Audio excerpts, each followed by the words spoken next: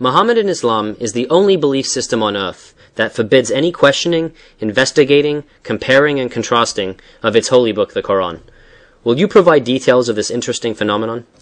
I repeat once again that the greatest threat to the exposure of the falsehood of the Quran are knowledge of the Quran, hadiths, the Hebrew Bible, the New Testament, and related scriptures and history.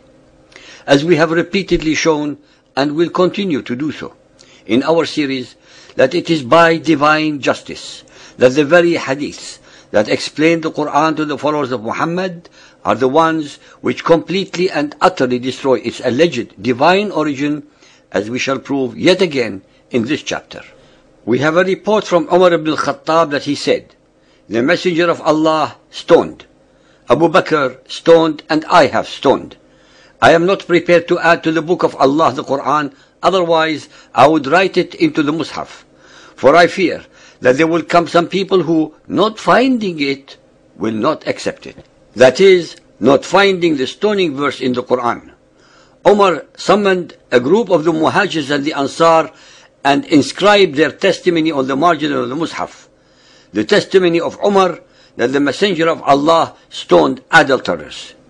Muhammad bin Abu Bakr, Shamsul Imam Sarakhshi reports, Umar said from the pulpit, and part of what was revealed in the Quran read, "The Shaykh and the Shaykha, when they fornicate, stone them outright." Some will repudiate this, and that men would say, Umar has added to the book of Allah. I will write it on the margin of the Mus'haf. If Umar knew about such a verse or surah, then why is it not in the Quran? Where did it used to be in the Quran? Ubay asked Zir bin Hubays, "How many verses do you recite in Surah 33 Al-Ahzab?" Zir replied, 73 verses. Ubay asked if that was all. "I have seen it," he said, "when it was the same length as Al-Baqarah of 286 verses. It contained the words, 'The Shaykh and the Shaykha, when they fornicate, stone them outright as an exemplary punishment from Allah. Allah is might and wise.'" Ubay said, "It used to equal the length of Surah Al-Baqarah, and we used to recite it in Ahzab 33, the stoning verse." Ladies and gentlemen, this surah must have been similar in length to that of Al-Baqarah of 286, but ended being one of 73 only. How could anyone, in his or her right mind, accept such degradations in the Quran and still contend that it is divine, that its prototype is in heaven, and that it has not been altered since it was revealed to Muhammad? Is the prototype also truncated, perverted, and tampered with? What answers can the followers of Muhammad conjure up to explain away these catastrophic facts? Al-Ahzab 33 was identified as the surah originally containing the stoning verse, and in addition to Ubay and Abu Musa. Aisha reports that Ahzab used to be recited in the lifetime of the Prophet as having 200 verses, but when Uthman wrote out the Mus'hafs, all they could find was its present length. Aisha explains how the wording came to be omitted from the Mus'haf. The stoning verse and another verse were revealed and recorded on a sheet, Sahifa, which was placed for safekeeping under her bedding. When the Prophet fell ill and the household were preoccupied with nursing him, a domestic animal got in from the yard and gobbled up the sheet. Ibn Abbas said, had Ibn Adam possessed 2 wadis of pelf, he would have desired a third. Only dust will fill the mouth of Ibn Adam, but Allah relents to him who repents. Umar asked, "What is this?" Ibn Abbas replied that Ubay had instructed him to recite it. Umar took Ibn Abbas to confront Ubay. Umar said, "We don't say that." Ubay insisted that the Prophet instructed him. Umar asked him, "Shall I write it into the Mus'haf in that case?" This too is not written in the Quran. Burayd claims to have heard the Prophet recite Ibn Adam at prayer. The ayah was in Surah Yusuf, number 12. Ubay said, "Yes, this was before the copying of the Uthman Mus'hafs, on the basis of which the practice now rests."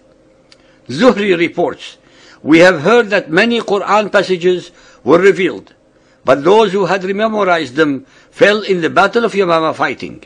Those passages had not been written down, and following the deaths of those who knew them were no longer known. Nor had Abu Bakr nor Umar, nor Uthman as yet collected the text of the Quran. Those lost passages were not to be found with anyone after the deaths of those who had memorized them. This was one of the considerations which impelled the Muhammadans to pursue the Quran during the life of Abu Bakr, committing it to sheaths for fear that there should perish in further theaters of war men who bore much of the Quran, which they would take to the grave with them on their fall, and which, with their passing, would not be found with any other.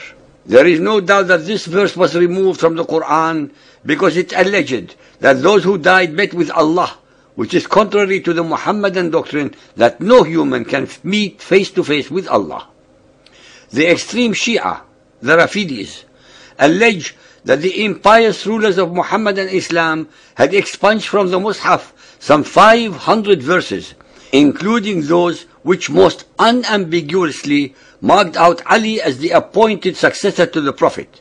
The rebels against Uthman, justifying their revolt, enumerated amongst their grievances their resentment at his having expunged the Mus'hafs.